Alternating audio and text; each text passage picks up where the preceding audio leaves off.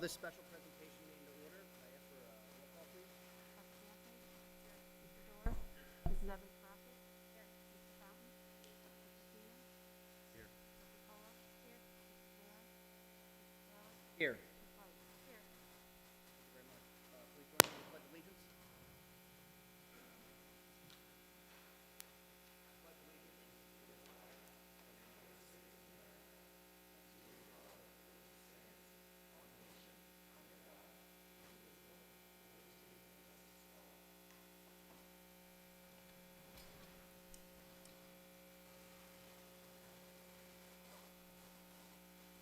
Anyone for a public comment? Seeing none in person, we can check to see if there are any on Zoom. Mr. Ganesh, I'll ask that you check that. Any interested Zoom participants that would like to make a comment?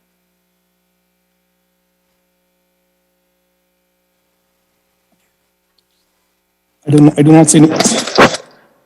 Sorry.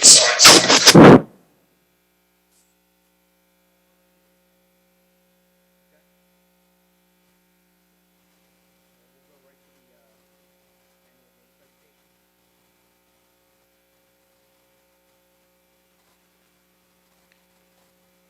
I'm going to introduce the presentation this evening and give you just a little bit of how we approach tonight's presentation and how we see this moving forward. And it sounds like my mic is cutting in and out.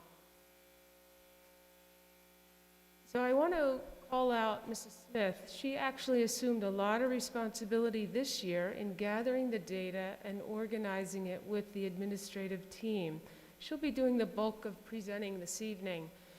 We have presented to you, the board, a long version, which includes all of the data that we pulled and considered, and that's typical each year when we have this annual data presentation.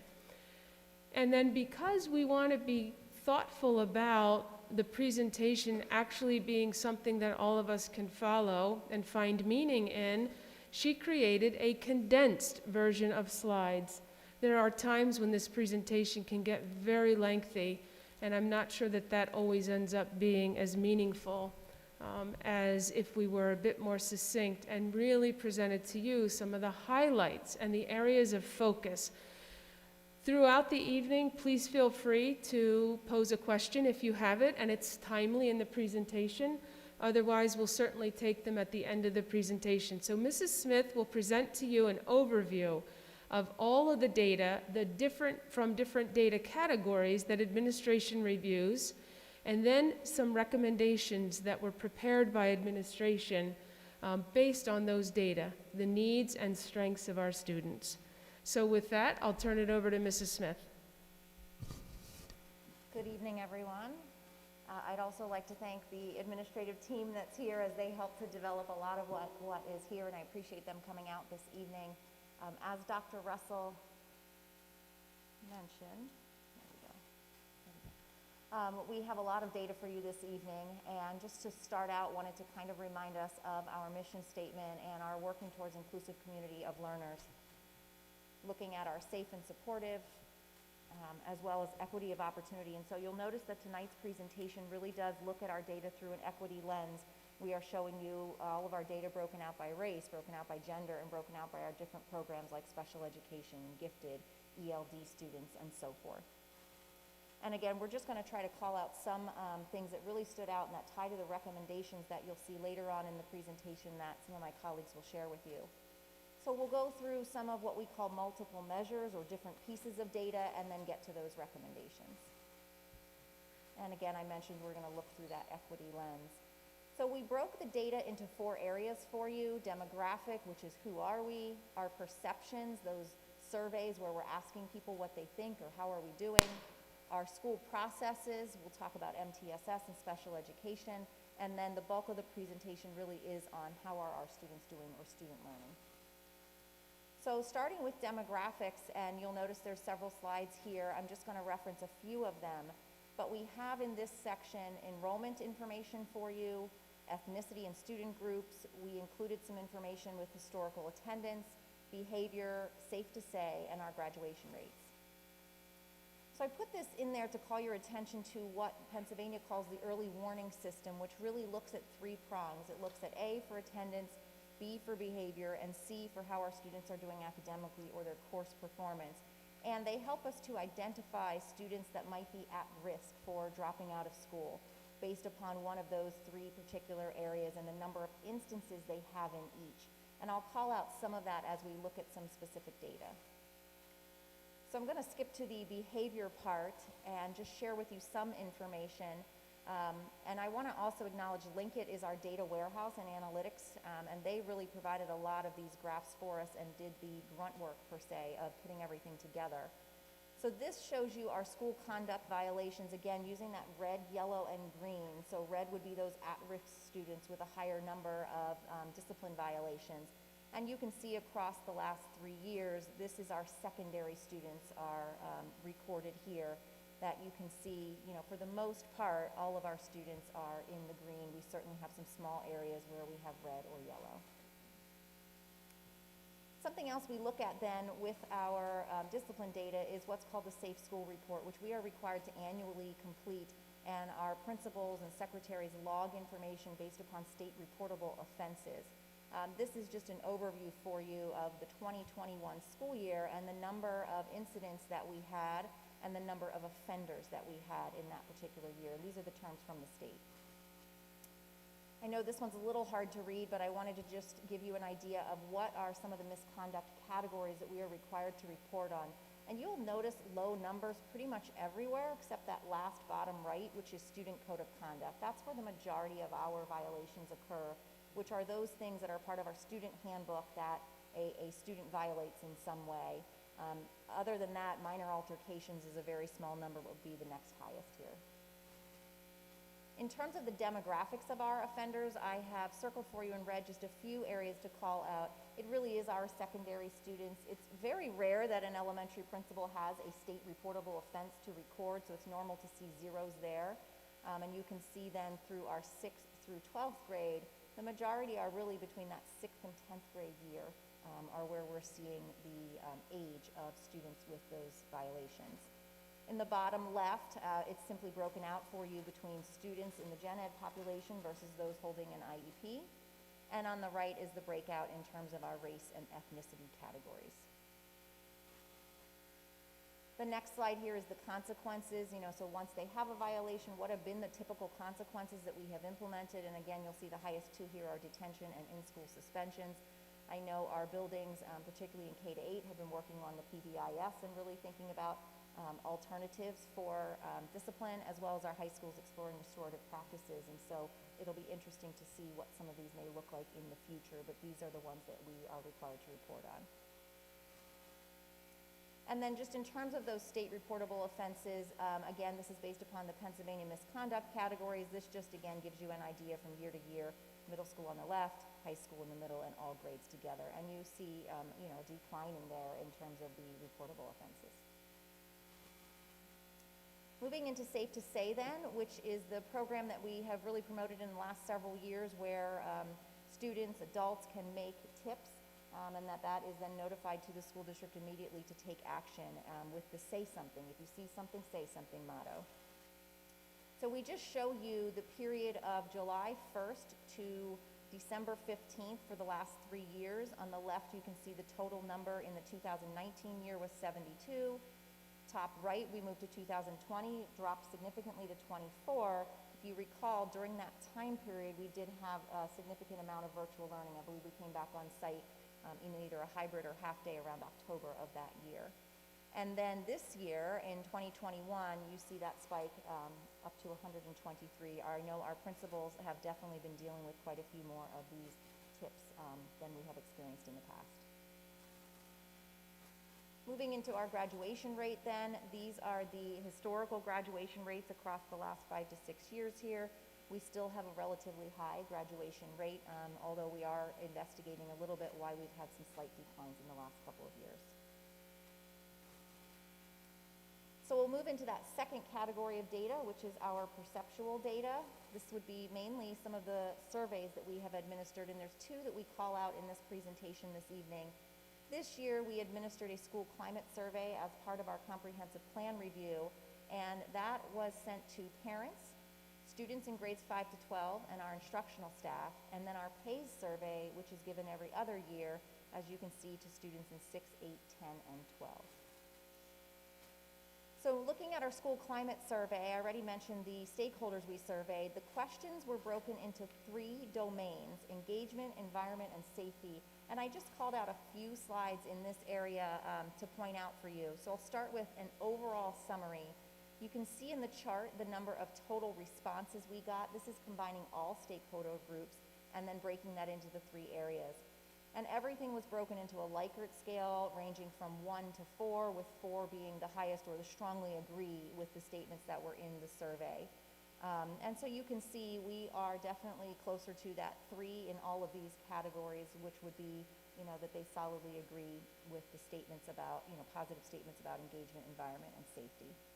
I do also want to just, if you're looking at the chart at the bottom and wondering what does valid question responses mean, the way that the survey was written, you could choose not to answer some of the questions, so those were ruled out as invalid, or you could choose to, on many of them, answer, I don't know. And so those were pulled out as well, so that the data you see reflects those that were actually answered this particular question. I broke it out for you then by summary of participant type. We have our elementary and middle school students, so those would be our 5, 6, 7, and 8th grade students are in blue. Our high school is orange. Combined, they are the gray, our parents are yellow, and our staff are green. And you can see here across the 3 areas, it consistently has been our high school students who have rated each of those areas lower than the other stakeholder groups. When we look at it by race, again, we're looking at those 3 domains, and you can again call out here that the gray bar, which represents our Hispanic population, again, consistently rated in each of those areas lower than the other groups. And we called out this one in particular. This one is the second domain, which is considered environment. And you'll notice at the bottom, they break the domain down into additional subgroups: physical health, environment, mental health, discipline, and instructional environment. And what caught our attention on this slide was that our parents, who are here in yellow, really perceive the physical and instructional environment more positively than other stakeholder groups, which is really a positive and nice to see here. Moving into the PAYS survey then, this was also administered in November, again to students in grades 6, 8, 10, and 12. And the questions are posed in such a way that it asks them to reflect upon the last year, or the last 12 months of their experiences. I do want to mention that these are preliminary results. We have not received the official report, nor do we have state or county comparisons yet, as they have not been released either. You'll notice here, in terms of what areas that this collects information on, it's certainly mental health and attitudes and behaviors towards alcohol, tobacco, and other drugs. And you can see some of the questions that are here. They are broken into 4 domains of community, school, family, and peer or individual. So again, I just selected a couple that caught our attention as we were looking through it. I'll skip to the first one here on e-cigarettes and vaping. That's certainly something that we've heard over the past couple of years from our principals has been on the rise. And what you see on the far right, what I circled there, is the students that have indicated some sort of use in the past 30 days. And it logically makes sense. The older they are, the more they are experimenting with that. But we even see the real slightest bit in our 6th and our 8th grade. The dark blue is they answered no, that they have not had any use in the past 30 days. This slide then is in terms of depression during the past 12 months. Did you ever feel so sad or hopeless? And you can see that on the left, the light blue bars that I circled on the left are the answers for yes. And again, that steadily increases as the grades increase. Perceptions of school safety. The dark blue here is representing that I feel safe at my school, that they agreed with that particular statement. And majority of our students, particularly, if you look at our younger grades, they feel safer, and then as you go to the older grades. And this was the first year that PAYS asked questions about the impacts of COVID-19. Obviously, that wasn't relevant in past surveys, but we thought these were interesting to include. So this one asked about how COVID-19 has impacted their lives in different ways. And you can see lots of categories across the bottom. The legend there, the darker the color, the younger the grade. So the far left is our 6th, than 8th, 10th, and 12th. And on the far right of this slide, you'll see some of the positive impacts of COVID, possibly sharing more quality time with your family, learning a new hobby. On the left, you will see some of the other impacts too, where somebody in their home maybe lost a job, or many of them, as you can see, experienced somebody sick with COVID-19 during those last 12 months. Then they also asked about remote learning, which again was a first for us, and this question was, I stayed focused when doing online schoolwork. And you'll notice here that the light blue bar are the students who marked no, and on the right, what I circled are the students who marked yes, that they stayed focused while they were on. So this is concerning that we had obviously a large number of students that struggled with keeping focus when learning in an online environment, which was a large part of last year. So that's the perceptual data. We'll move into some of the school process information. And Dr. Boyd and I are going to partner here. I will present on the multi-tiered systems of support, and then I'll turn it over to her for special education programming. So MTSS, or again, multi-tiered systems of support, is that systemic continuous improvement framework. It involves a lot of database or looking at data and analyzing that for students and making decisions. And I think some of the graphics that we have really help to understand what the process looks like. But it really starts out with that core instruction, having it accessible to all of our students and being high quality and differentiated. There is a component of screening, and you're going to hear us talk about that a couple of times with our recommendations this evening, that we can screen students to help us identify who might be struggling or who might be excelling that needs enrichment. It is shared ownership between various stakeholders, including your data teams in your building, your teachers, your principals, IST teachers, everybody really working together, including the parent, to think about how can we support all of our students, and it is based upon data. It is very cyclical, starting with analyzing that data that we have, implementing some interventions, evaluating how is that working, and then redefining and moving forward with that. And I'll show you on one of the future slides where we're at in each of our buildings. It is a whole child approach, meaning we're not just looking at academics. So our MTSS teams also look at social emotional data. They also look at behavioral data and identify students, again, excelling or needing some remediation in any of those areas. Tier 1 is the area of core instruction where all students should be receiving a rigorous curriculum.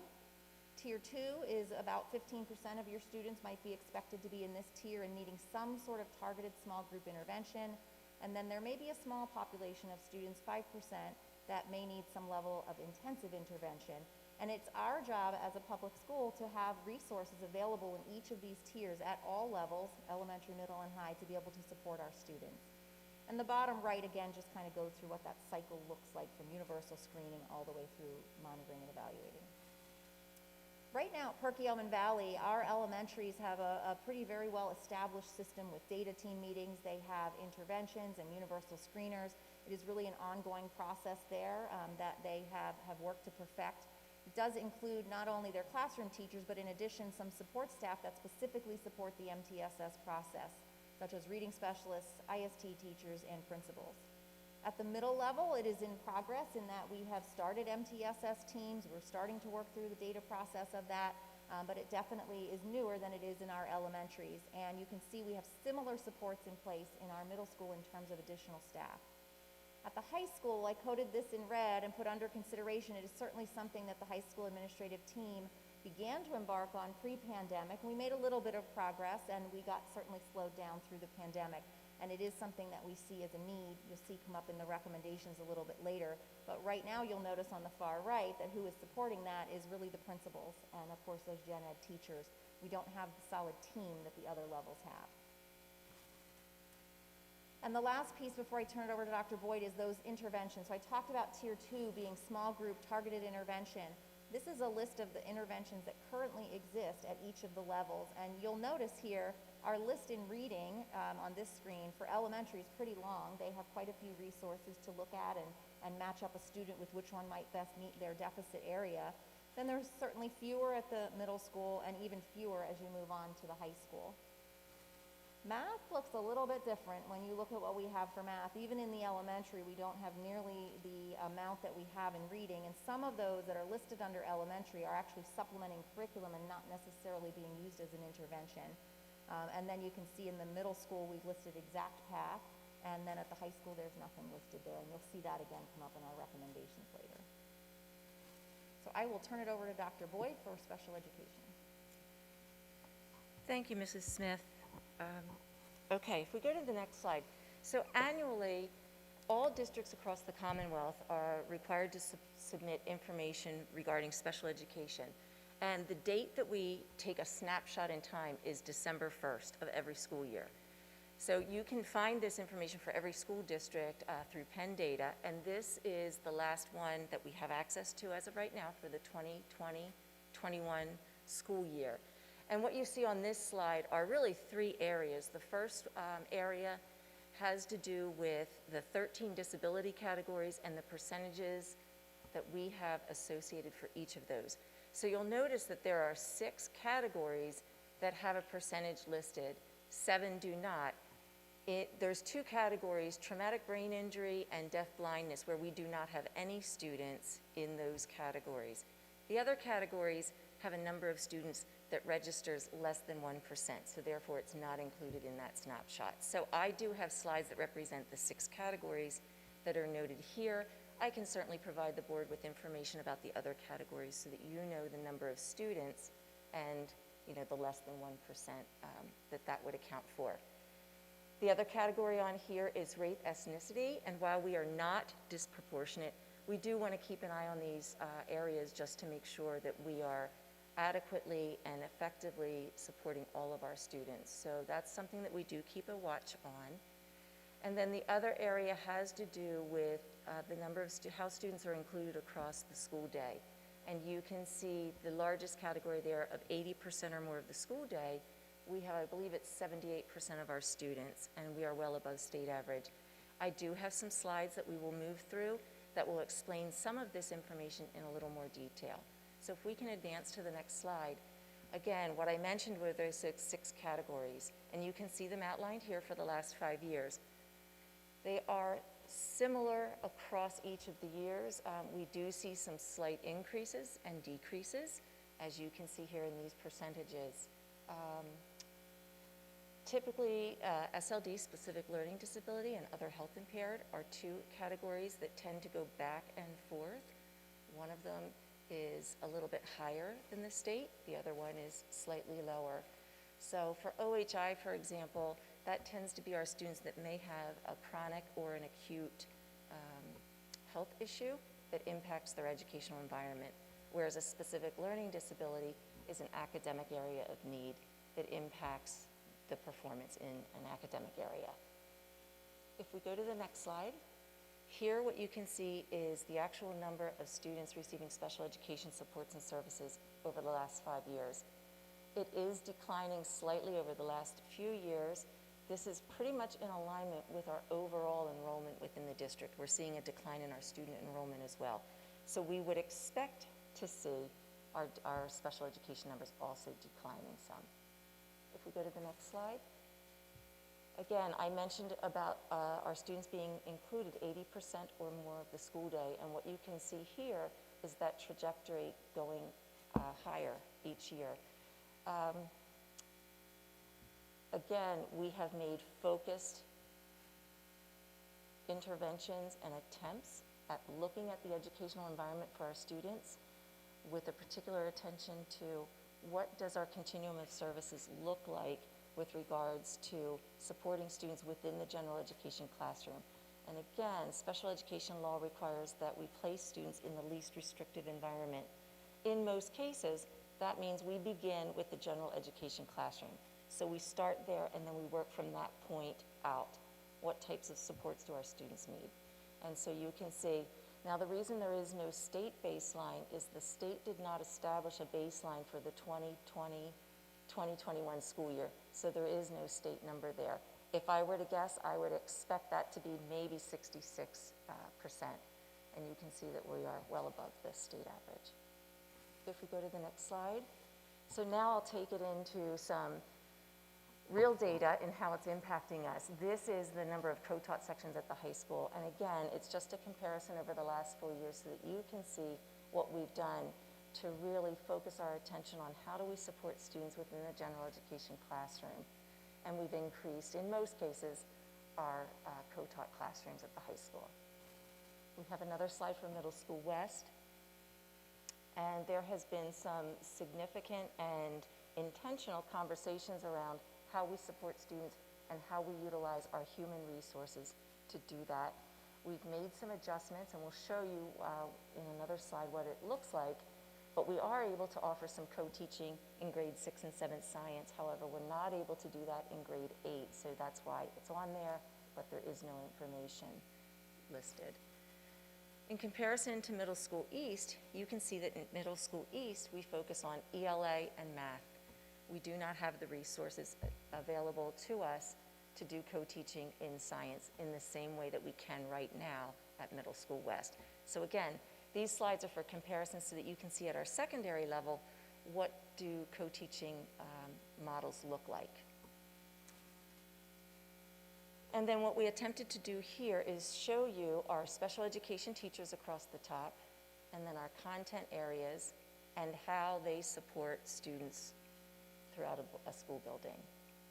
And what you can see is how they cross over either by content, and we try to keep them within a grade level, or they might also cross over content as well as grade levels. So again, this is just a graphic. And this is actually cleaner than it's been from a previous year. But we would like to work on even streamlining this more and providing more intentional supports to our students within the Gen Ed classrooms. And again, when we do that, we're supporting not only special education students, but our Gen Ed students as well. And then just a few pieces of information around what co-teaching is. So co-teaching does take 2 staff members, 2 professional staff members, places them in the same classroom, and offers the content experience as well as the specialized experience to support all students within the classroom. They share the same physical space. They make instructional decisions together, the grading, the assessing, the instructing, and then they will also work together for co-planning so that they can benefit all the students within their classroom. And then what this slide shows you is an actual example of one of our middle school classrooms and the current proportions. And we talk a great deal about natural proportions. And the general rule of thumb is that you look at the percentage of special education students within a building and add 10%.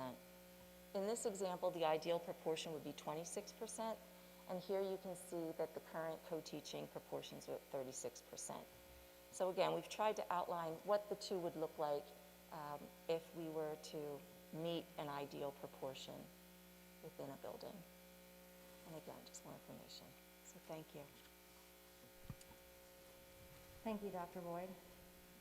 We'll move into now the bulk of the presentation is really on that student learning. And we're gonna, they are chunked in terms of the subject area, so we'll go through ELA, math, science, and then we have included the AP exams and the NACD exams at the end. And the most of our data is ELA. We have the most data points in that area, and we're going to start out with DIBELS and F&P, and I'm actually gonna turn it back to Dr. Russell.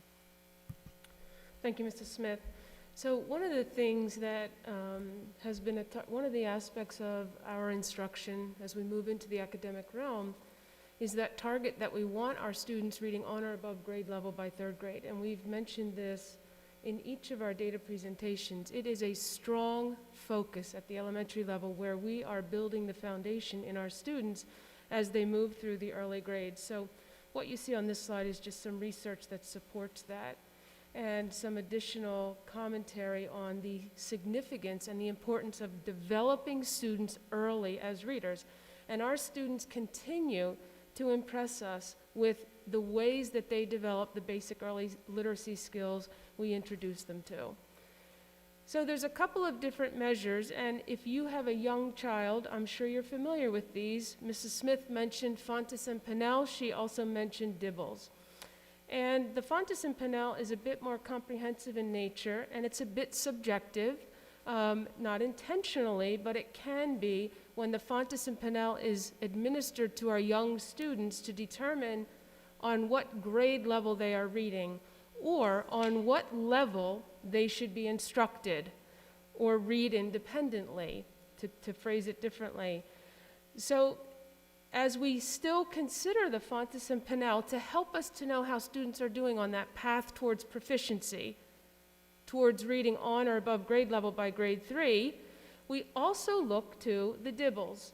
And as some of the reading research is evolving and changing, so is the thinking on the part of our elementary team and the MTSS support teams in each of their buildings. So the dibbles has become more of an area of focus. And this is, it's sometimes referred to as a screener, but the acronym stands for Dynamic Indicators of Basic Early Literacy Skills. It can help us to know how students are doing as they develop some of those basic early literacy skills that include phonemic awareness, phonics, their fluency, their vocabulary, their comprehension.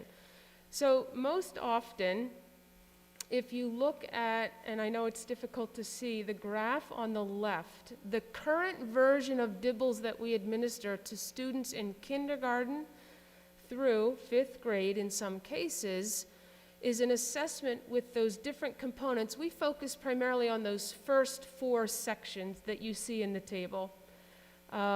They can be administered beginning, middle, or end of year, and there's some explanation to the right in that table about when those particular components of the dibbles, the letter naming fluency or the phoneme segmentation fluency, nonsense word fluency or word reading fluency, when they're administered in what grades. And they really are research-based and help our teachers, our administrators to know how our students are progressing and what they might need, what interventions they might need, as well as what enhancements for those students that are progressing at a faster rate. So the dibbles is a really important assessment that we rely upon. We'll share with you some of the data that we have. We certainly have some concerns about what's been going on based on what our students experienced last year. This bar graph shares with you, this is a graph that indicates the percentage of students by cohort. So rolling over from kindergarten to 1st grade to 2nd grade, and then all grades, how they've done on dibbles overall. So there's been some slight improvement there based on what you see here. So just to go back to that, we included this one graph for our youngest learners. There are others in the more, the longer presentation, excuse me. But we wanted to give you a sense of, again, how strong the focus is in the earliest years that we engage with our students and how our students are doing. Just a snapshot, there's more detailed information in the longer presentation that has been provided to you. The Fontes and Pinnell with some background information about it is here. This too is an assessment that our teachers are dedicated to administering. It helps them to know how they in turn might best instruct their students to continue their development as readers, and whether that's whole group, small group, or guided reading groups, etc. So the Fontes and Pinnell and the dibbles are 2 really important assessments as we consider developing our youngest students as readers. And we want them all reading on or above grade level by 3rd grade. We teach our students to learn how to read by 3rd grade, and then presume they're reading to learn by the end of 3rd grade and on. Not that we don't continue to focus on comprehension as they move on, but we want to establish that foundation in those early years. So 2 of the assessments that are used to help monitor their progress. Thank you. Thank you, Dr. Russell. The next assessment that we've included is the MAPP assessment, which stands for Measures of Academic Progress, and we do administer this in the 2021 school year. I believe we did through 3rd through 8th grade in terms of math and ELA. And this is an adaptive test, which means it is a personalized experience on the computer that, based upon how you answer the question, it adjusts the next questions until you get to a point where the computer can accurately assess the level. So we just have one picture in here. This is showing you the ELA, the fall administration for the last 4 years in grades 3, 4, and 5. And you can simply see here, if you look at the year-to-year growth under Perkiomen Valley, you can see that we have some years where we go down slightly and other years where we've gone up. Statistically, these are not huge changes or significant changes in terms of the RIT score, as MAPP calls it. And they also shared with us our percentage of students proficient and advanced. And again, you can see we've slightly down, slightly up, depending upon the particular year that may be. We are, however, the comparison to the state, we are trending in all areas higher, or that's what the green represents there, than what the state average is for the RIT in each of those grade levels or the percentage of proficiency.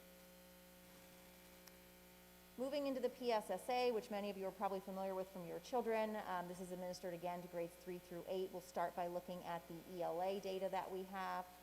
This slide shows you just grade to grade, meaning the students that were in third grade in any given year. So you're looking at different students here, but you're looking across the last 5 years. And of note, there is no data available for the 1920 year because we did not administer PSSAs that year. And also of note is that in the 2021 year was the first time we ever administered the PSSA online on Chromebooks. It has been an option for a couple of years, one that we were not in a one-to-one and we weren't ready to do that, and last year we figured with everything else it was the year to try it. So those are certainly factors that could have impacted as well. But you can see that grade to grade, each year looking at that, obviously the trend and the drop last year is certainly not in the direction we would like to see. This screen then looks at the cohort of students. So this is tracking a group of students, and the goal would be that they are maintaining or improving their level of proficiency. And I'm just going to call out the one group that we have the most amount of data for, and that's the group that is circled there. You can see in third grade about 89% of them were proficient or advanced, and that went up and then down a little bit, and then this past year as they were 8th graders last school year, you can see that drop of about almost 20 percentage points in terms of proficient and advanced, and a similar trend you can see across the other particular cohorts of students. We broke that out for you by race then, so this is again looking at different students by grade. This is the elementary snapshot for you, and so again, you can see which different races have certain proficiencies, as well as where we've seen the greatest significant loss, which as you note would be under our Hispanic population. This is then looking at by program. So this means breaking apart our data into our students who receive free and reduced lunch, gifted, anybody, students with a 504, our English language development students, special ed, and gen ed. And again, you can see that some of the trends in some of them are certainly decreasing more so than in others, although we see our ELD, even in the midst of the pandemic, went up. So more investigation to consider why in some of these areas. Same slide, but you're looking at our 6th, 7th, and 8th graders now, and again, you can see similar trends. However, on this one, ELD lost more so than our elementary ELD students. We then broke out special education for you, again, looking at that cohort that I showed you on that previous slide, and looking at this group of kids. Again, you see the downward trend here, although I will point out that their loss from pre-pandemic to last year is less than the gen ed population that I showed you on the previous slide, but again, the trend in most of these cohorts is in the downward. Moving then to the Keystone, which is the equivalent of the PSSA that is administered at the high school. We'll focus particularly on the literature exam here. This was also, again, given online, and that 1 year is missing as we did not administer them in 1920. And you can see that we held pretty steady around 81%, and then here in 2021, you saw that decrease to the 67%. Breaking it out by race, again, you can see each of the particular areas. There's, again, been some ups and downs and a downward trend in some areas.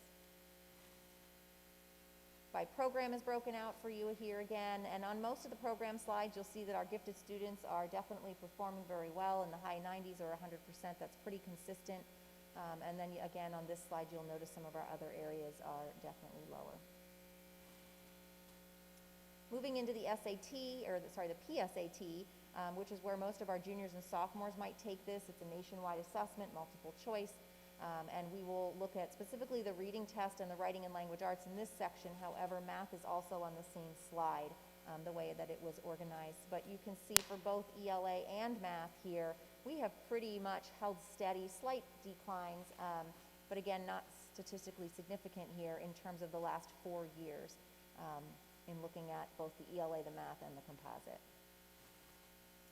Similarly, by race, you can see that broken out in terms of how they did in the ELA portion of the PSAT, broken out by race. And then moving into the SAT, that entrance exam that many of our colleges look for, multiple choice, paper pencil, and again, it is broken out very similarly. And here you'll even notice 2021 was higher than it was 2 years ago in terms of the composite score and some of the breakdowns in ELA and math. So we're not seeing as significant maybe of some of the impact of the pandemic possibly on PSAT and SAT scores. And similarly, same thing broken out by race here for you. Then the access for ELLs, this is an assessment that is given annually to a student who is identified as English language development. It is a summative language proficiency assessment that helps us to identify which level of services they may need. And you can see the main domains there on the left, listening, speaking, reading, writing, and a few of the others there. And students receive a proficiency level in each of these. I'll start here with just historical enrollment in terms of what our staffing and our number of students have looked like. You will notice that certainly our number of students has grown from 67 in 1819 to a projected 103 for next year.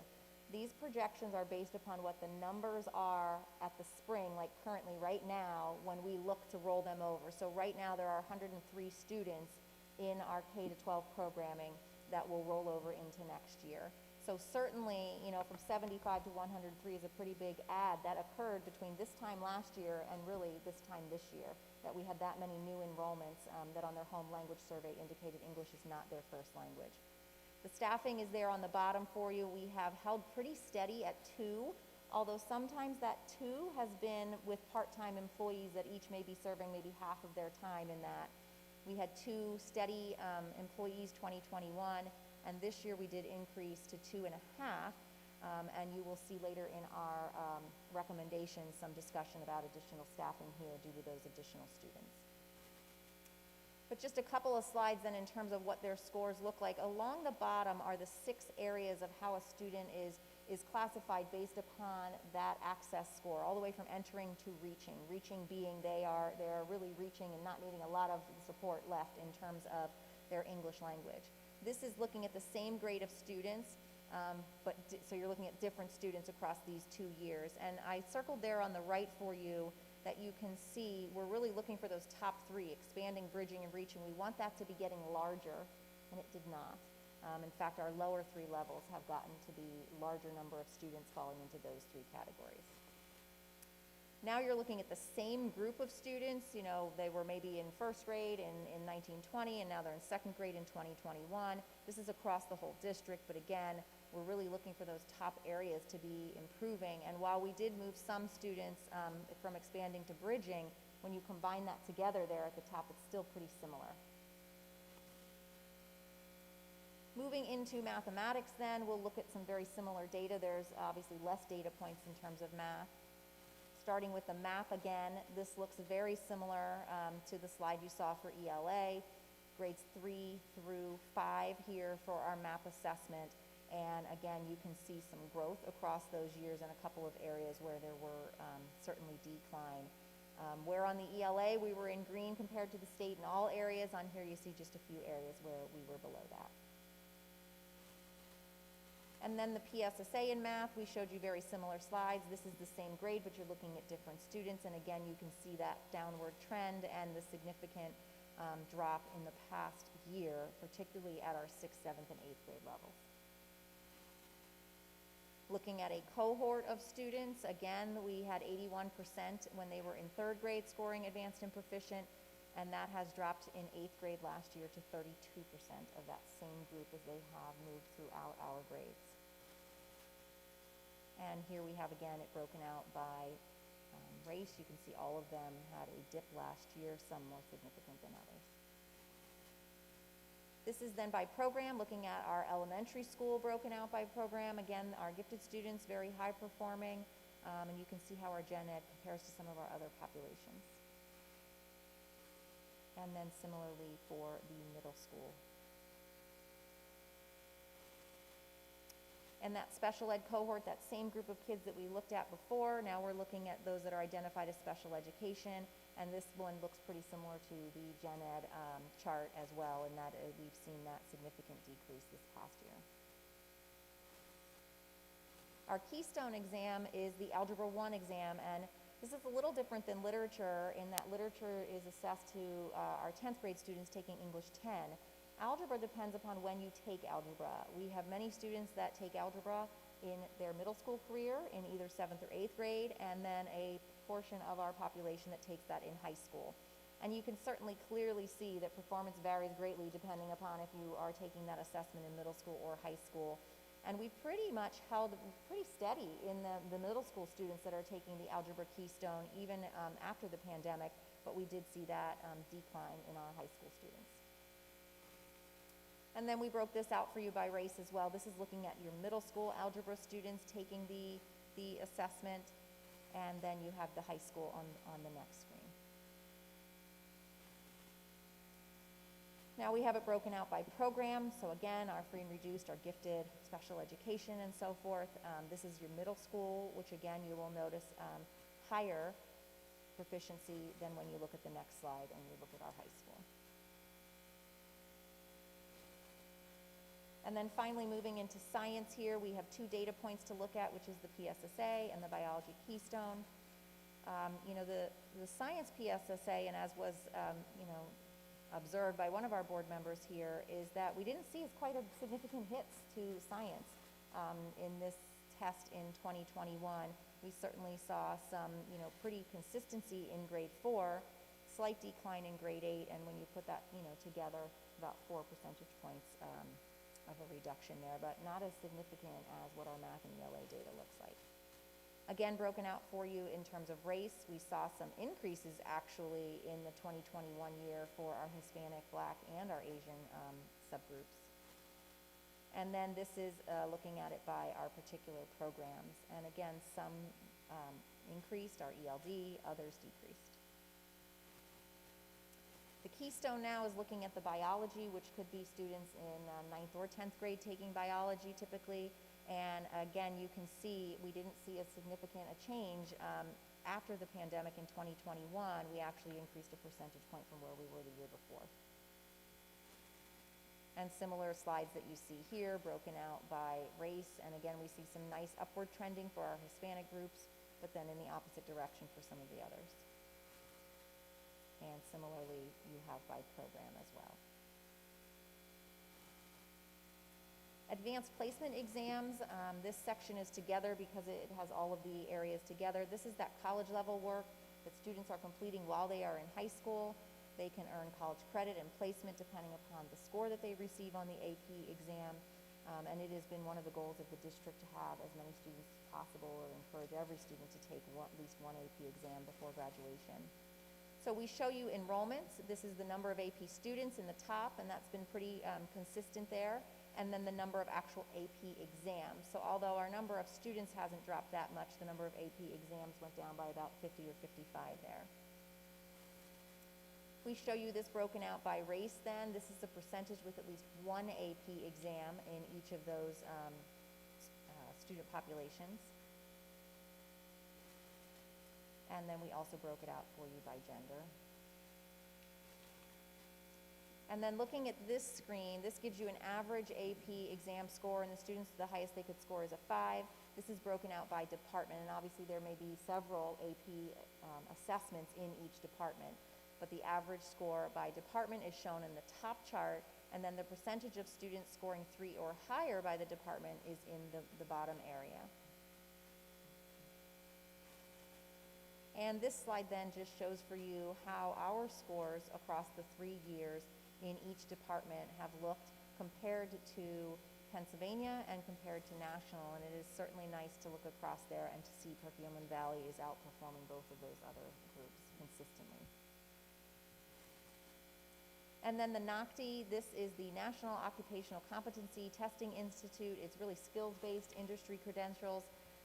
North Monaco really works with us and with our students to prepare them to be ready for these assessments in their fields of study, which you can see listed there on the left. And I believe we had 37 students assessed this year, or last year, I apologize. 70% of them earned a score of competent or better, and 38% of our students achieved an advanced score, which then earned them the Pennsylvania Skills Certificate. So that in a nutshell takes about what was maybe 200 slides almost, and gives you a quick run through of that. Again, you do have many more slides available to look through. We can move into our recommendations, and some of my colleagues will be helping me with this. We have sorted them into our human resources that we are asking for, as well as our instructional resources. And I'll start out with instructional, and we're not going to read through all of the data again. You can certainly look at that, and you've seen that in all of the slides, but the way this is set up for you is that the top box gives you the data or a summary of the previous slide. So for example, this first one is in regards to math interventions, and it just reviews for you the percentage of proficiency and advanced in certain areas, some targeted groups, for example, our Gen Ed, our Algebra Keystones, noticing some discrepancies by race in this particular area in math. And if you think back to that slide I showed you with all those interventions or lack of interventions on that slide in terms of the area of math. So what we really are hoping to do is to be able to intervene with our students in math and provide them with the necessary supports and resources to increase that mathematical understanding and performance. So we've identified that as being our need and needing to have resources to be able to do that for those Tier 2 and Tier 3 students. So the recommendation here is to investigate research-based resources to support math programming and interventions. And I'm giving you an example of STAR math. That doesn't mean that's what it will be. We are not far enough along in our process yet. We are, Dr. Sachs is actually leading this, putting together a rubric and a small committee to begin to look at what is available out there from our different vendors. And what does the research say about how well those can be implemented. So that's something we have a little bit more work to do, but it gives you an example that it is our goal to be able to bring forth to you a recommendation for a specific math intervention. Moving to the next one is going to be Mrs. Folks, our curriculum supervisor for humanities.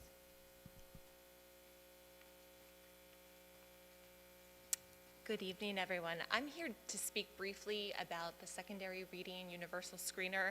So again, as Mrs. Smith referenced, I'm not going to revisit any particular percentage that you see on the slide, other than to generalize and say that we have students at the secondary level, our 2 middle schools and high school, who do have reading needs, and we want to make sure that we have the necessary resources to meet the needs of those students.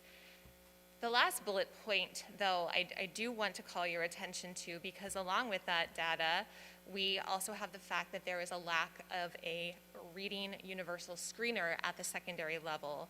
And so that screener would help guide the MTSS process that was referred to earlier in the presentation.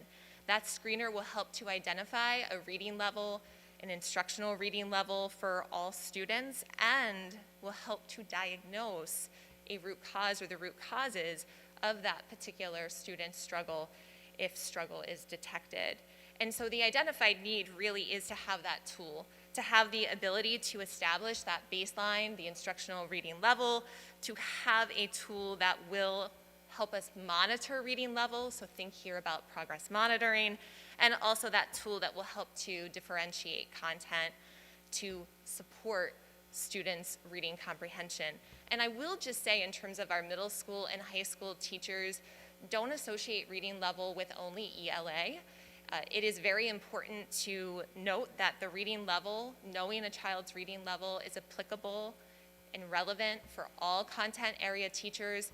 To give an example of this, last year we did purchase Newsella social studies subscription for our social studies teachers at our 2 middle schools and high school. And Newsella, if you are not familiar, is a resource that differentiates current event articles, primary sources. So it differentiates by what's called lexile, so reading level, and it would benefit even those social studies teachers to have a better sense of a student's reading level. And so I just use that as an example. Our recommendation is then to investigate research-based resources to assess the reading level of secondary students, and I can say that that work has been done. So a committee of 9 earlier this year did investigate resources, and so I can actually recommend to you the purchase of STAR Reading. And we did speak about STAR Reading at last month's Education Committee meeting, and I know that we'll be revisiting it again this month. So again, more information to follow on that. Thank you. Thank you, Mrs. Folks. Up next, we have Dr. Boyd. So part of what Mrs. Folks just spoke to, in pairing with that, we took a look at Read 180, which is a resource that would intervene for our secondary students and provide them with an instructional resource to address reading comprehension skills. So again, this data has been reviewed in some of the past slides. We would use that screener tool, the universal screener tool, to identify students and their reading ability, what level they're reading on. And then we need to look at resources so that we can actually intervene and close those gaps. As you saw in an earlier slide, when we looked at that, there were very few resources at the secondary level. So the recommendation being brought is that we purchase Read 180 to benefit special education students and general education students at the secondary level. We did, again, as Mrs. Folks mentioned, with the Star Reader. This was also brought forth and discussed at last month's Education Committee, and I believe that we're going to also revisit it again this month. So again, you can see here that that would be one of the things that we're recommending. Thank you, Dr. Boyd. Moving into our human resources here, the staffing that we are looking for. The first slide here, I will turn to Dr. Moss.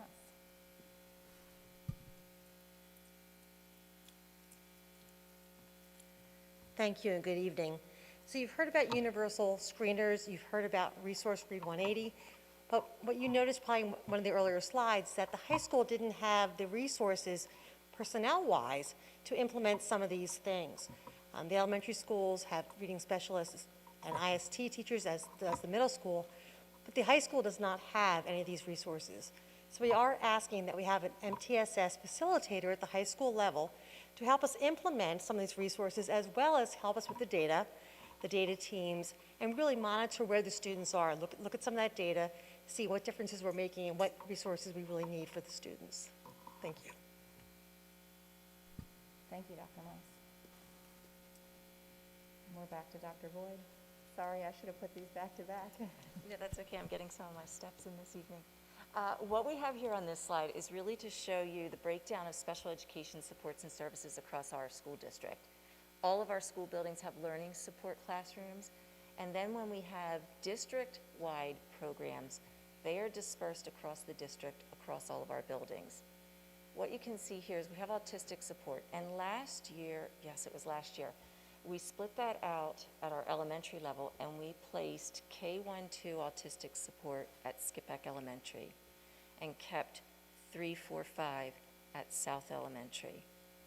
We now have a population of students in autistic support that are getting ready to age out of elementary and move on to middle school, with their home school for most of those students being Middle School East.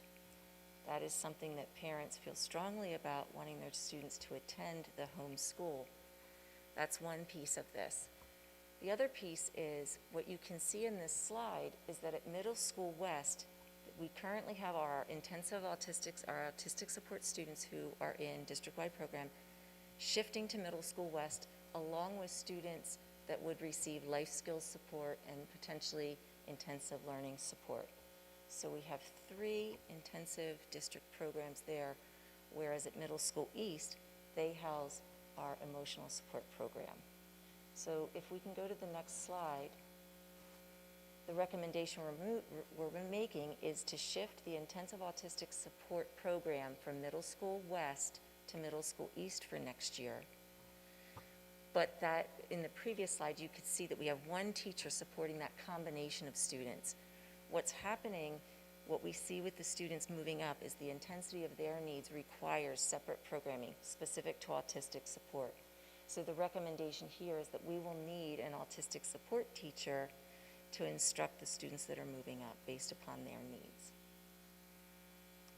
If we go to the next slide, you can also see what this does is it would place autistic support, again, at Skippack South, Middle School East, and then the high school. So as students age through the program, that's how that would be aligned.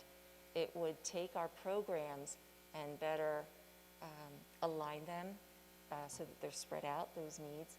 And then what we do see coming up from elementary to middle school, not next year but the following, is a larger population of students that will require life skills support. So again, that recommendation is for an autistic support teacher to support the students as they transition from elementary school to middle school, as well as shifting that program from Middle School West over to Middle School East. Thank you, Dr. Boyd. So you will have noticed on the slides that we have seen more significant decline in the area of mathematics. And we are recommending instructionally to have additional resources to support math. We also believe in the idea of an instructional coach. So not only do we want our students to improve upon their proficiency, but we want to improve our teachers in terms of the practices in which they are using in their classrooms, because that will in turn benefit our students. And so again, you notice some of the data up there at the top, but really there's a lot of research also on coaches as that job-embedded professional development. On the job, on the spot, I'm here to help you, I'm here to model support for you. And so we are looking or recommending to you the hiring of an instructional coach to focus specifically on mathematics instruction and data analysis. And particularly we would be focusing on next year at the middle level, as that has been the area that we've seen the greatest decline in terms of our math scores. So having somebody to be able to go into classrooms and really work with our teachers in this particular area. And this slide just really gives you a little bit of information about what coaching is. And again, it's really become something that teachers are accepting of, and that have that colleague beside them. It's not in a supervisory manner, but that colleague that can really be there to prompt some of their reflection and their learning. And back to Dr. Boyd one more time. And again, a lot of these slides here, we've taken screenshots. This is information that was shared earlier through the presentation, but the request here and recommendation is to add a special education teacher to both Middle School East and Middle School West, so that we can work towards more natural proportions. We can increase the continuum of services provided to our students in special education, but also to benefit our general education students. So it has to do with the disparity between both Middle School East and West and what we're able to do based on how schedules are created, the number of teachers, the number of students, and the services that they require. So again, recommendation, the hiring of 2 special education teachers, 1 for each middle school.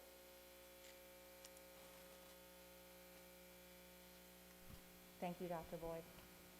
And the last recommendation here is in alignment with our English language development. You notice when I talked about the access scores, I shared with you our increased population, and you'll note that that population is largely in those lower 3 areas of classification, entering, emerging, or developing. So not only are just population increasing, but the level of need of them has also increased as well. And you can certainly see some of the proficiency information up there.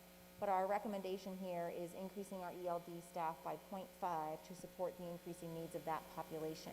Most likely, this 0.5 staff member could be from within due to our declining enrollment and certifications that we have available. You may be wondering, why would we not be asking for more when we're increasing, by 50 students in this particular area? They do have varying levels, as you can see. They also, some of them are considered monitor only, which means once they've reached a certain level on that access test, there's 2 years of monitoring their performance before they exit ELD. And so they don't receive direct instruction. And there's about 20 students of that 103 that are monitor only. The other 80 or so are receiving some level of direct instruction, some every day, some every other day. It just depends upon the schedule or what their needs are. It could be pull out, it could be push in. So right now I'm recommending to you the 0.5. We will continue to monitor this though, and work with our current ELD staff on the levels and the needs of these particular students to see if there would be any increase to that recommendation throughout the next couple of months. Oh, I forgot there was one more in here. Our gifted task force is here. You notice me say a couple of times throughout the presentation, those gifted scores still look really well. They're close to 100% or very high 90% in many of the areas, as you see reflected in the top there again. They are achieving at very high levels, but our question is, are they growing? Are they being appropriately challenged? Is there more that we could be doing for them? What is our gifted programming, meeting their needs at each of the particular levels? And so we've talked about this gifted task force before. It is actually getting up and running. Dr. Sachs and I have been partnering on this together to investigate what K-12 programming may look like to ensure a challenging, rigorous curriculum and enriched opportunities. So I believe that we have, or we're planning for our first meeting to be in very early March. We should be sending out information this month to parents of identified gifted students to get some of their feedback, and then to be able to plan for that first meeting. And we'll see where that goes. There's no recommendation right now for changes or staffing or even programmatic changes, but that's what we hope the task force will help us do. We really want to solicit some stakeholder input. And then mental health updates, you may, be wondering, we've talked a lot about mental health as a result of the pandemic in particular, and you certainly saw some of the slides from the PACE survey in terms of how our students have been feeling. So I just wanted to kind of capture for you, what have we done? And I, was really pleased to see we have quite an extensive list of things that we have been trying to do to support our students and our staff over the last 4 years. We have significantly increased school counselors in those 4 years. We've added 6 additional school counselors to our staff, 4 at the elementary and 1 at the middle school level and 1 at the high school. We now have a K-5 health and wellness special that is a full special. We have a 6th grade health and wellness course, which was new this year, and we revised those 7th and 8th grade health and wellness courses. We've increased our social working staff as well as our BCBA staff. As you can see noted there, we have morning meetings. High school, I mentioned, is restorative practices. We did do trauma-informed training for all staff back at the beginning of the pandemic. We're looking to repeat that. We continue to search for a health and wellness supervisor, and we have allotted funds in the ESSER, which the board has approved for us, for mental health resources. We're still investigating what might those be. And again, we continue to think about what other ways, instructionally or human resources, that we can support our students. And then there's a couple of areas that are still under investigation that we continue to think about and that our principals or administrative team have brought forth to us. Dr. Russell, I'll turn it over to you if you want to add anything. Yeah, thank you, Mrs. Smith. So there was a conversation started with a small subgroup, and Dr. Kolar and Mrs. Evans-Brockett joined this discussion about an alternative program of sorts that would support our students with their social, emotional, mental health needs and/or programming, academic programming. We have, in the past, had an alternative school, and right now, with what we are seeing and recognizing as needs in our students, considering what might be possible to more effectively meet their needs, meet them where they are, and set them up for greater success.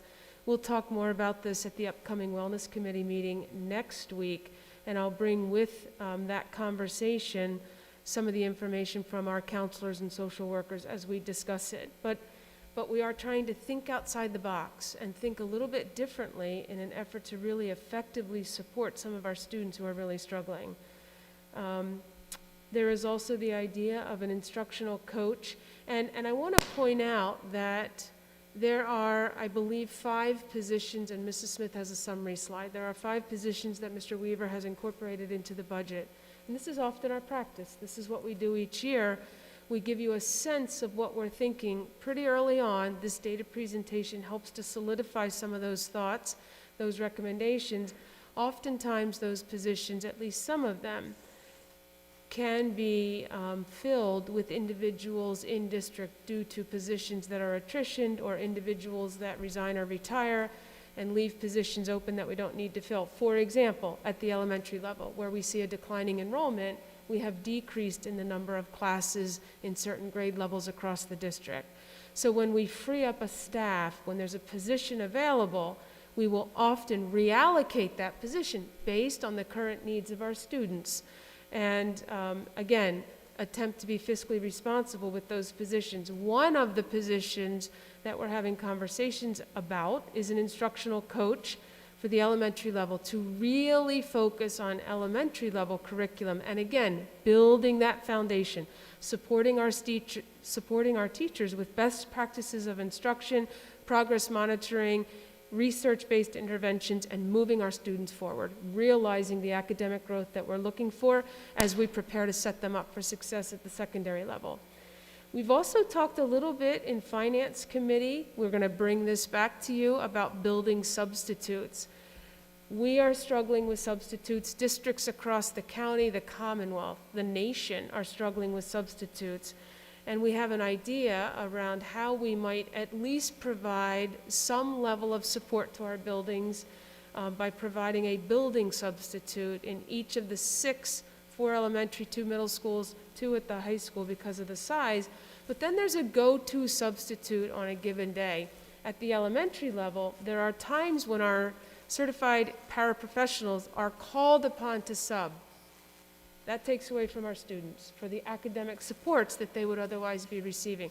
So again, we're trying to think differently around how we might plug that hole, so to speak, without pulling a very reliable and valuable resource that supports our students. So we'll continue to talk about that idea of building substitutes. And then very recently, we were proposed an idea for staffing increases K-12 in the music department. We have lots more conversation that we need to have about that, but we wanted to let you know that's been brought to our attention, and it's something that we'll investigate further. Thank you. Thank you, Dr. Wilson. So just before we entertain questions, just another huge thank you to Linkit. You noticed that a lot of the graphs were from them, and a thank you to our team for being here tonight and assisting with all of the work that we have been doing and contributing to tonight's presentation. So, almost in under an hour, which was my target. So any questions, thoughts, comments about the recommendations or the data in general?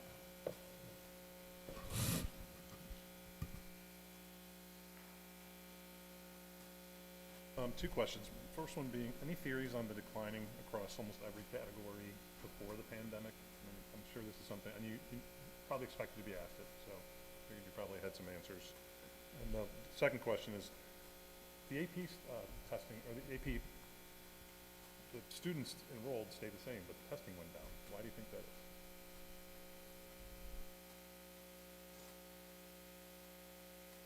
I can try that right down here first. So you mentioned your first question was the theories on the decline pre-pandemic. We had just started pre-pandemic to really start to delve into that more. I'll use math as an example. Previous supervisors or TOSAs that had been here, we were really looking at the data to try to figure that out. I do believe in certain areas, some of it is our resources, some of it is our practices, just in the way we deliver math instruction that I think, could use some update in there that we can, but definitely it's not that these are huge, we've seen declines this year, but you're right, in some areas we saw that slightly going down pre that.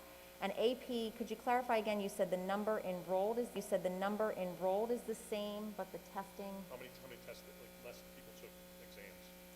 I would defer, I don't know if Dr. Moss or Dr. Russell would have, I'd have to look back at that a little bit.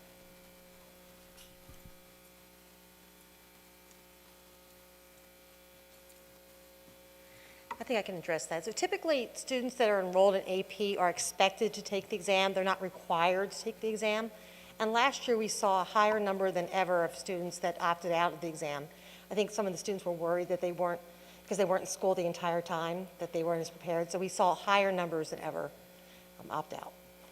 I don't see that trend continuing this year, to be honest.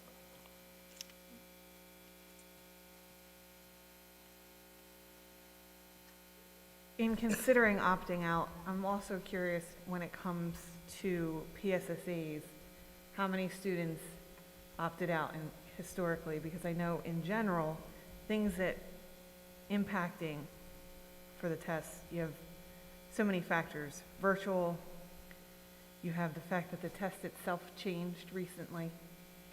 In addition to the fact that it was online, the pandemic, there's just a lot of factors. And I think a big one is probably the amount of opt-outs. Thank you, Dr. Campley. We are actually investigating that with the help of Linkit as well. We have shared with them the students who opted out, and they are doing an analysis of how those students scored on the last PSSA that they took and what their projected proficiency would have been on this past PSSA to compare it to the scores that we do have, to be able to help us understand, did our opt-out students, were they our typical proficient students or advanced students, or were they our basic or below students? They have completed that for some other districts, and they have learned that it actually has not been their higher performing students that opted out. It was some of the basic and below basic. The preliminary information I have from them is that it was some of our higher performing students, but I don't have the slides yet, but they are doing that, and it's something I can certainly share when they complete that analysis for us.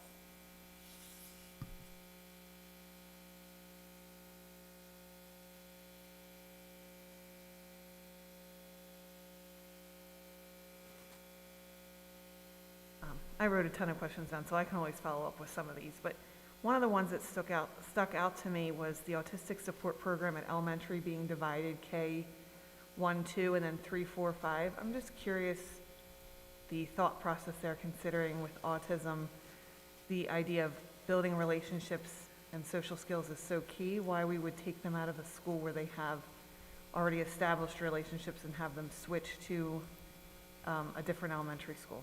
Why we wouldn't just have the program all in one. That's a very good question, and we did have the K-5 all at South for quite some time. However, despite the declining enrollment across the district, South Elementary has been the one school that has continued to increase in enrollment, so it was really a space issue. We did spend a year prior to the pandemic really moving through that. I think it was even the year prior, looking at the logistics and what we might do. So we looked at that natural split of K-1-2, keeping K-1-2 together, and then that transition back. So just prior to the pandemic, we actually met with the families that would be involved, met personally about that transition prior to doing that. And then, of course, we had the pandemic hit, but we did still move forward with that shift. And so far, it's been good. We did have some students shift back this year. Right. So next year, we'll have students shifting back from Skip back to South. And again, parents are familiar with, in those cases, they're familiar with South. They know Mr. DeAndrea, they know the programming, so we don't anticipate any issues with that transition back. But that was one thing that we did consider, was the fact that we were adding a transition for populations of students, but they will be moving again as a cohort with peers that they've been with.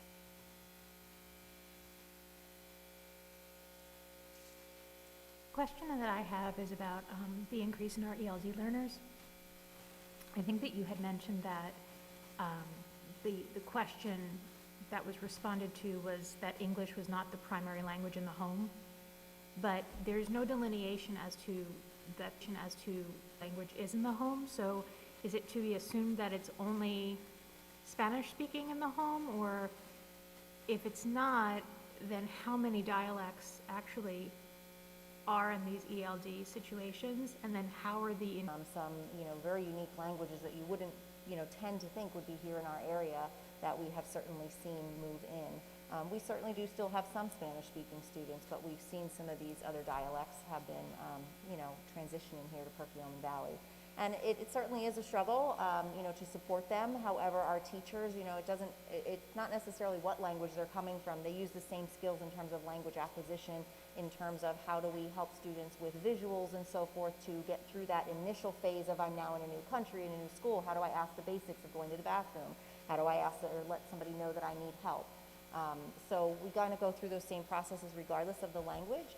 And certainly the staff have worked hard to try the best they can to ensure that we are communicating with our families in languages that they can understand. And that continues to be, to be honest, a barrier to be able to communicate in all the languages that we need to and ensure that everything that we send home is able to be read by them. So technology has been helpful. Google Translate for some of our, our students, we make sure that's on their Chromebook or other apps that may be able to help them in some of that initial conversations. I know particularly at the secondary level, it can be very hard when a new English speaker enters into a high school grade level.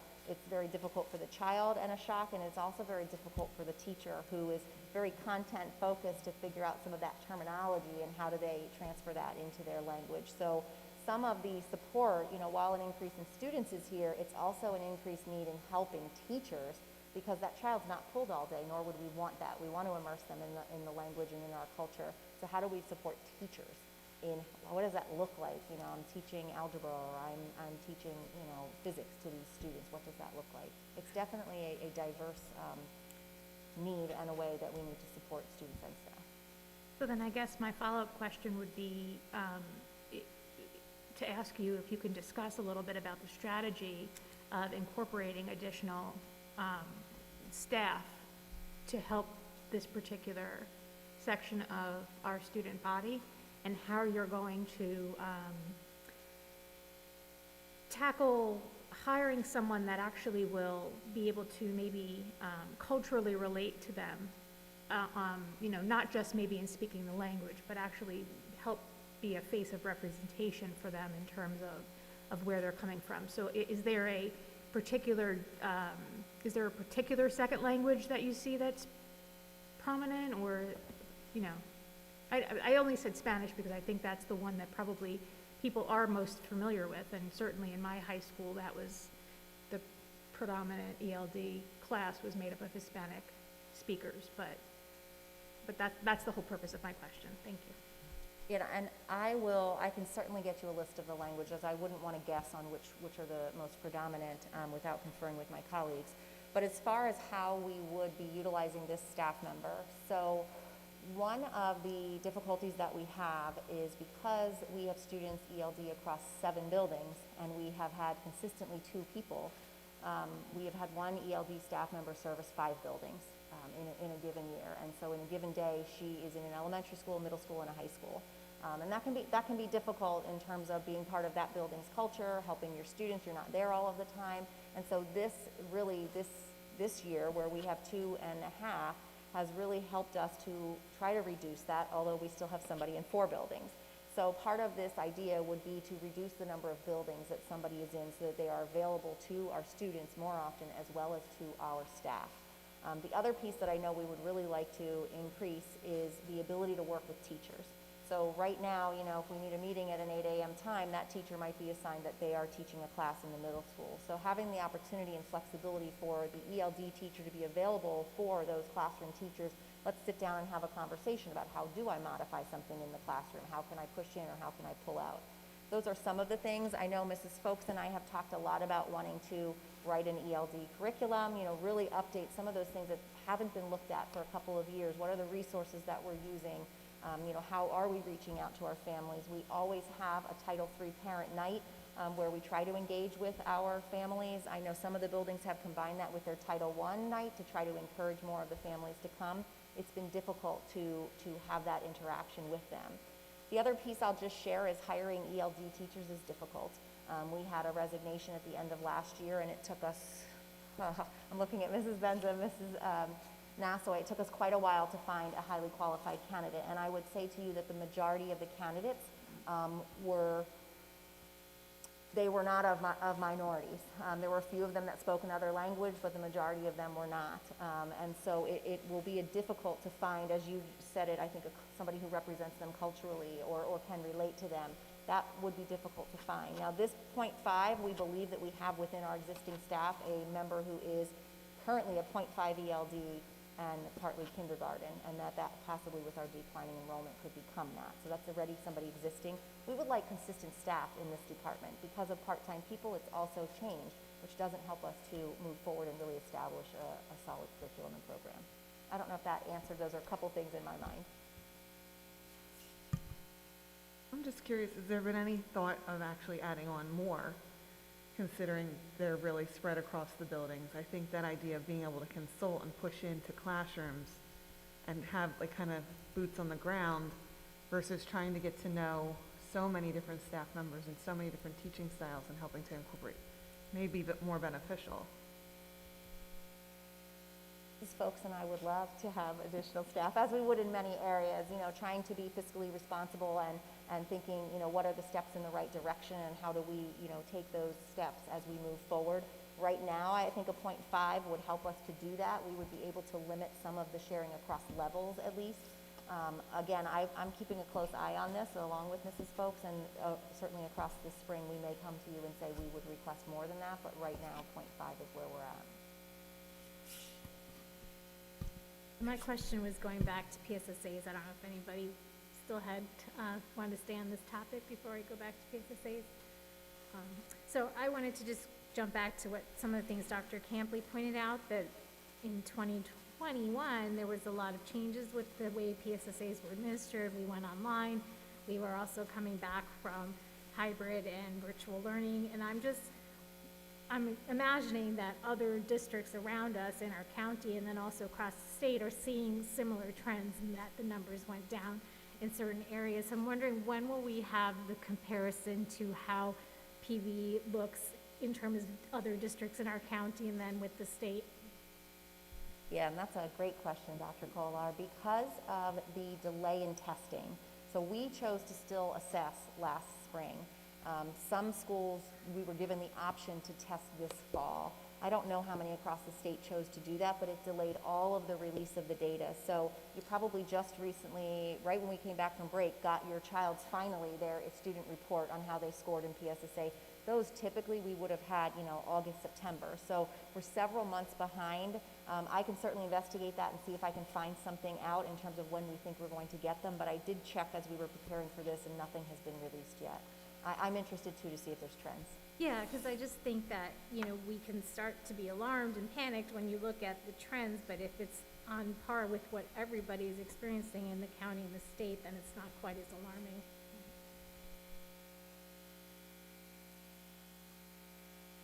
Yeah, I've got a question about the, it seems across the board, the students who were assessed at 3rd grade, and this is for all of the testing, scored extremely high. By the time they got to 8th grade, it seems that they all consistently scored what would seem pretty dramatically lower. Is there a particular reason why that discrepancy might be there? That is the pattern that we saw even pre-pandemic, and I would say that's pretty consistent across the state. Our elementary students usually score fairly well, and there's typically been a dip from 5th to 6th, whether that's the transition of a new building, the assessment changed. We can't exactly put our finger on it, but that's been a consistent pattern that we have seen, and then throughout middle schools. It's certainly more significant most recently, but it is a pattern that we have seen happen. The assessments changed. I think that was 2015. And I know that particularly the middle schools got hit hard in terms of math, in that what was, let's say, a 8th grade was now being assessed in 6th grade, and really trying to adjust to that and bring our students to, close that gap that was created in terms of where the standards were. But I would say that that's pretty common that we saw. I don't know, Dr. Russell, if you have any thoughts as to why that was. I would agree. I mean, not that we're not looking at that, because we still want our middle school students to achieve at the level we believe they have the potential to achieve and to be in line with our elementary. On the upswing, though, we see typically when our students get into high school and take the Keystones, they're very high achieving, and our high school tends to do very well. So whether it's the tests or whether it's our students growing academically, they tend to make up some ground, which is a good thing. However, we are examining the middle level, particularly in light of some of the achievement we've seen last year and the years leading up to it. Would you say it's fair to say, too, that in the middle school level, at that point, students in their mind have grown to the fact that we've taken these tests so many times, so that piece of not necessarily putting their best foot forward, but when they get to the high school, those keystones they know hold a little bit more weight. So the effort and maturity level, I think, plays a factor. So you kind of have that dip like you get with the middle school mentality, I would say. Yeah, I would agree that that's a valid point, and others have brought that up. Yeah, I completely agree that that could be part of the theory of why we see the trends that we do, yes. To follow up on that, I just actually was going along the same thinking about the fact that perhaps in-class instruction to prep for the tests is pretty intense at the elementary level, and I don't know what the intensity is for test prep at the middle school level, but I think that if you could comparatively look at the hours spent in test prep and the results that you glean from the actual test, I think that there's probably a correlation there.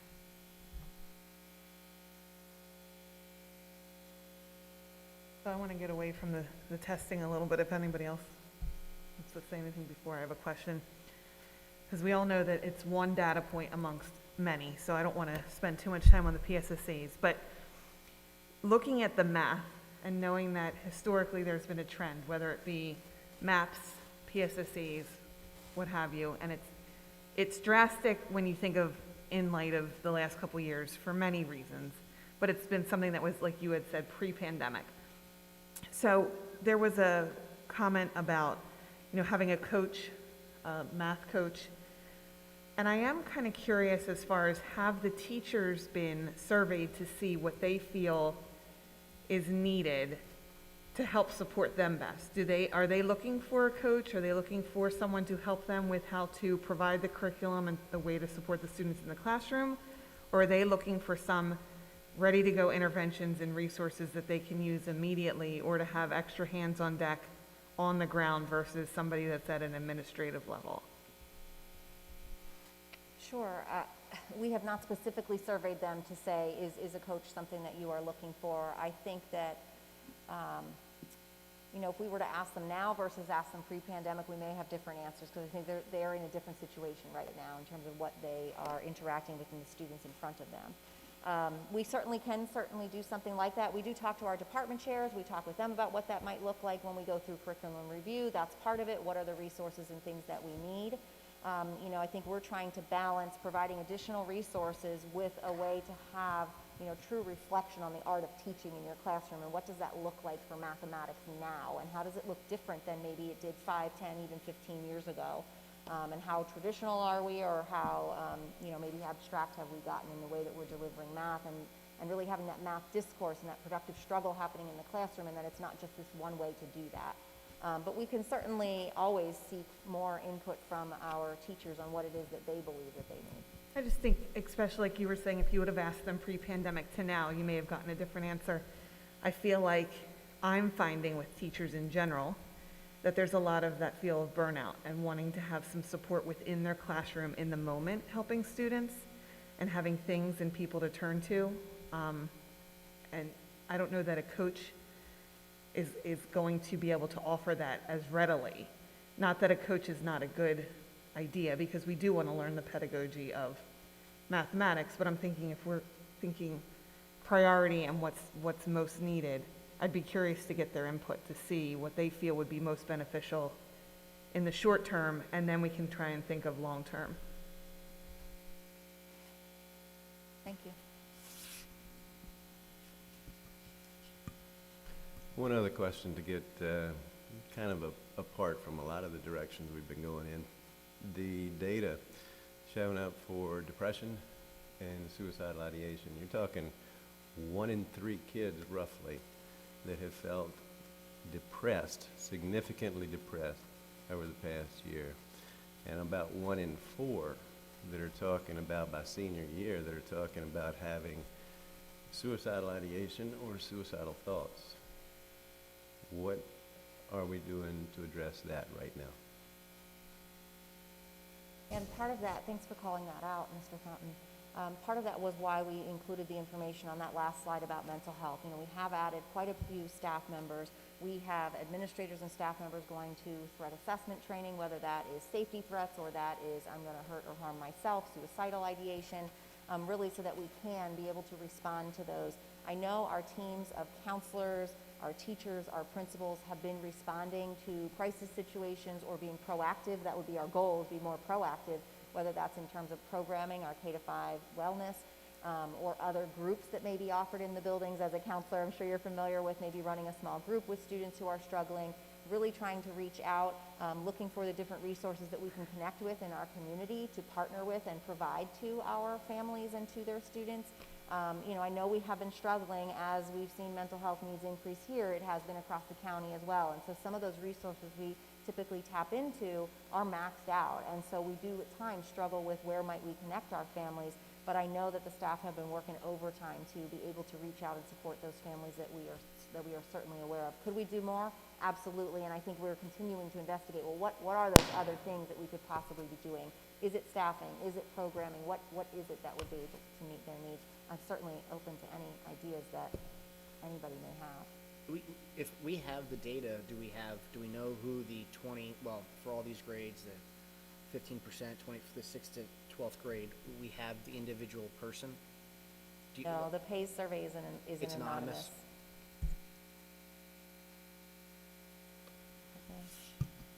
So just, jumping onto what Mr. Fountain said, I didn't see an ask for any additional mental health staffing. Is that something that has been talked about? I mean, I know we're still looking for the supervisor of health and wellness, and that position's been really hard to fill. So are there thoughts about other ways we could add staff if that position's maybe not working out?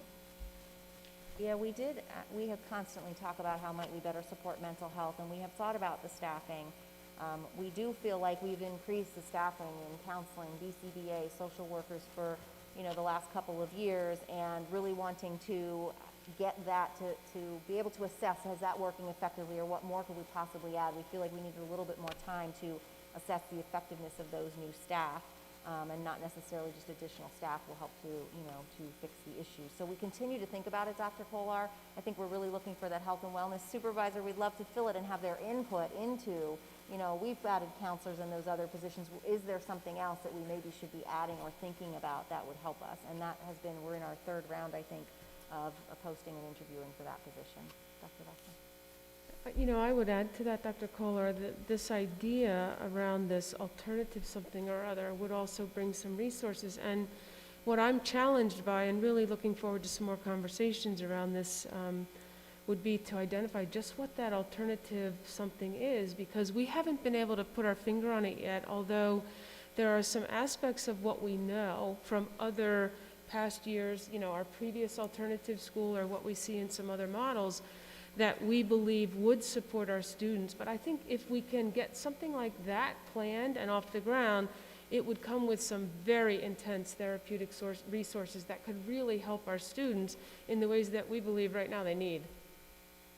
Yeah, I agree, and so I would like to continue that conversation, and maybe we can talk more about this in the Wellness Committee, but I also think that I've brought up before tapping into some other resources that maybe could help with the staffing, whereas college interns or, students who are looking to get hours. I know as a student, I went into schools because I needed thousands of hours of experience. So, we have colleges near us. If we can, maybe if we're not able to fill some of these positions or it's not in the budget, there might be other ways to provide services. I know we have a partnership with their sinus for other things. I don't know if we've looked into expanding that to see if maybe they have students. I just think that there's a lot of resources maybe we haven't tapped into yet.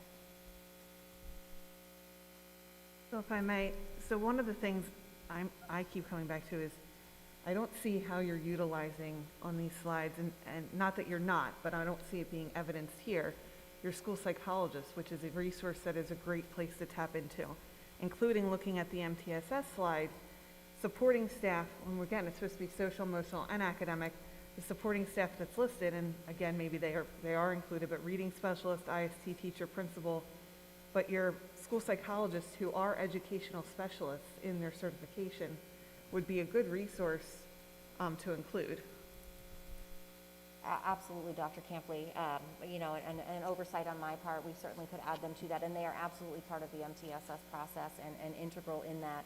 There are psychs assigned to each of the buildings that work with the buildings and work with their teams as we are having struggling learners and give us lots of ideas for what we can do before we even get to testing and those types of things. Really, that slide I was trying to show you that the staff that are really driving that process and overseeing it is lacking at that secondary level. But you're right, there are psychs throughout all of them, and I appreciate you pointing that out.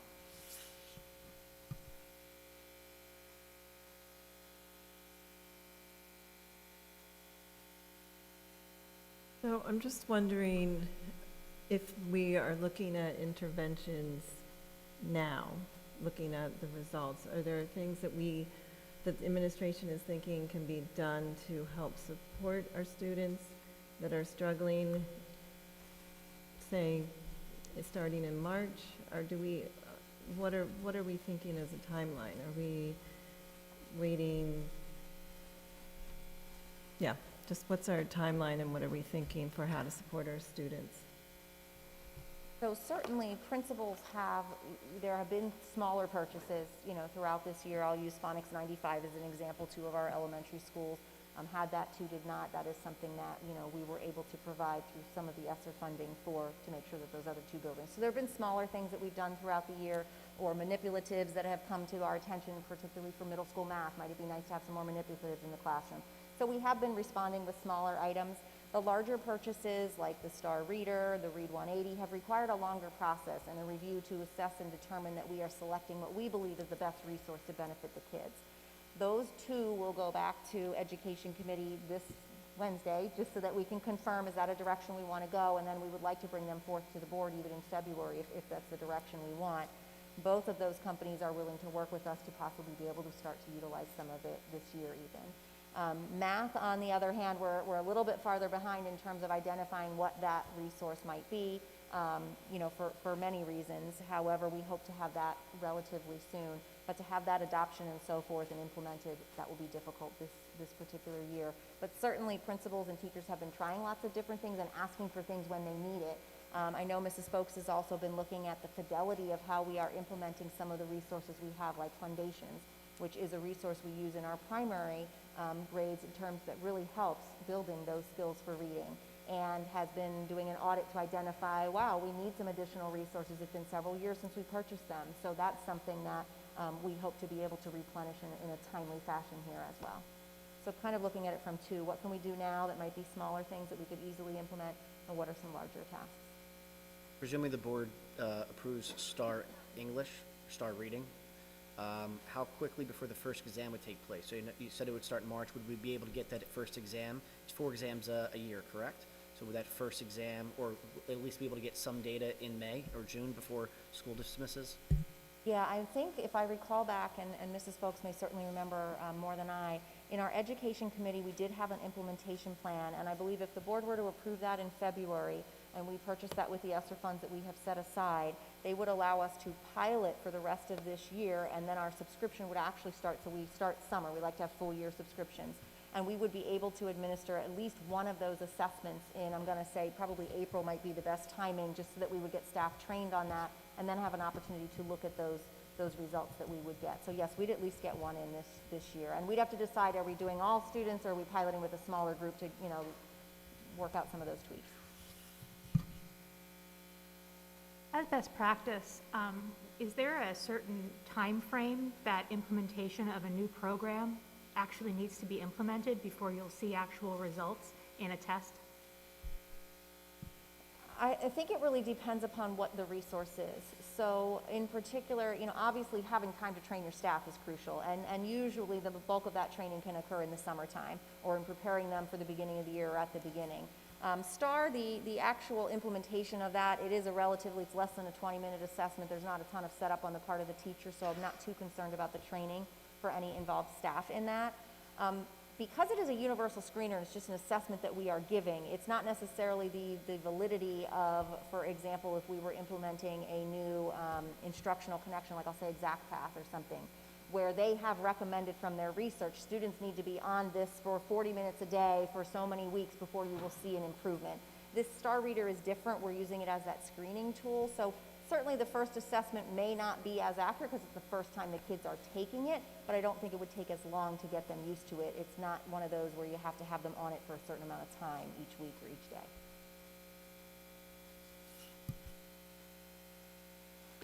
Just first and foremost, I'm delighted to see the increase in the counseling department that you put in there. But are they able, at this point in time, to collaborate across K-12 so that they are working as a department, as a single entity like any other department? Yes, so they, the way that we have structured the department chairs in counseling is there's actually one per level now. They split that. And that has really helped because the 3 of them are talking and then working back with their departments. They do meet every month. Some months they choose to do that by level, and I believe it's at least every other month that they are coming together K-12. In fact, there's one this week, I believe. And honestly, Dr. Boyd has taken a lot of the oversight of counseling this year. We had shared some of that, and she's been able to attend more than I this year. But they have absolutely been collaborating on things from what our processes are and making sure that we're being consistent in implementation, from what resources do we have. So I do think that has grown, and we are hopeful that when we have a health and wellness supervisor, that will grow even more because they will be able to work more closely with this group. But I do believe that there has been a lot more collaboration in even just the past three years. I see Dr. Boyd shaking her head in agreement.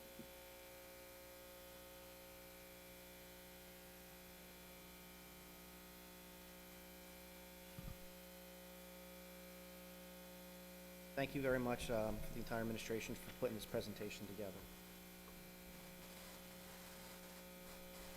Comments from the audience? There are none? Okay. Comments from board members? Any board members have anything to add? Dr. Russell? I would like to just extend thanks to the board for scheduling this every year and hosting the presentation. It's very lengthy, it's got a lot of information. However, we believe it's imperative, and we really appreciate that you take the time out every January to take in this information and consider what administration is recommending. So I'd like to thank you for that. I'd also like to thank, once again, Laurie Smith and our entire administrative team, as they've all really contributed to what was presented this evening. So appreciate it all. Looking for a motion for adjournment? There's a motion, is there a second? That's executive, yeah, that's after. No, yeah. There's a second, all in favor for adjournment, say aye. Against, nay. The motion is adjourned. Please note that the board held an executive session today at 6:30 for the purpose of a legal matter. Everyone have a great night.